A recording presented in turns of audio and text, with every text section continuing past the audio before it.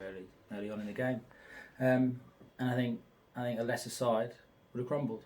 But we kind of weathered that storm. They scored an early goal. Probably caught us by surprise a little bit. I think we were a bit asleep.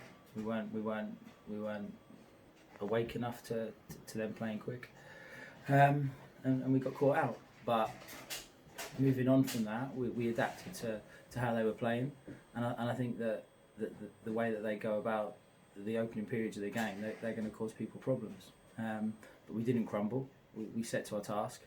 We had to change things a little bit to match how they were playing, and the boys adjusted really quickly, and we got into the game.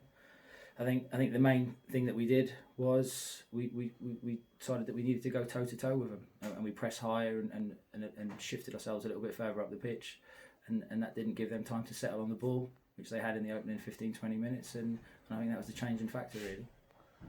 After about 15 minutes or so, we had a penalty appeal turned down when Dylan Switters was fouled in the penalty area. Yeah. What were your views on that?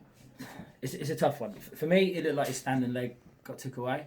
I think that was the general opinion of probably most people in the area, apart from the linesman and the referee, the two most important people making the decision. So that's what they're there for. I probably saw something different to what they did, but that's just the way it goes. After half an hour, we equalised. A great move, great play by Seb Dunbar to actually get down the line to start, and then whip a ball in when the ball's near enough goal and he's off balance. Yeah.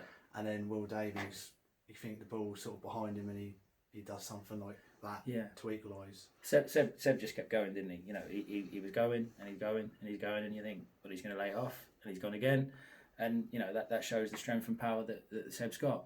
It's an absolutely fantastic play, and then Darren spoke to Will after the game, and he said he saw the ball coming, he stuck his leg out, looked to flick it on, and he didn't know it had gone in until he heard the crowd shouting. So, you know, but when you're on form like he is, when he's delivering like he has done from sort of the late stages of pre-season, going in at the start of this season, you know, you buy a ticket and see what happens, and you know, everything's going to turn into gold for him. So, you know, I think he's currently top scorer in the league after 2 games. So, you know, the boy's flying. Second half, Royston had a good spell starting the second half, but then we've had some good efforts of our own. We've made a double substitution, bringing Adam Mills and Joe Marsden on, and then the ball somehow has not gone over the line.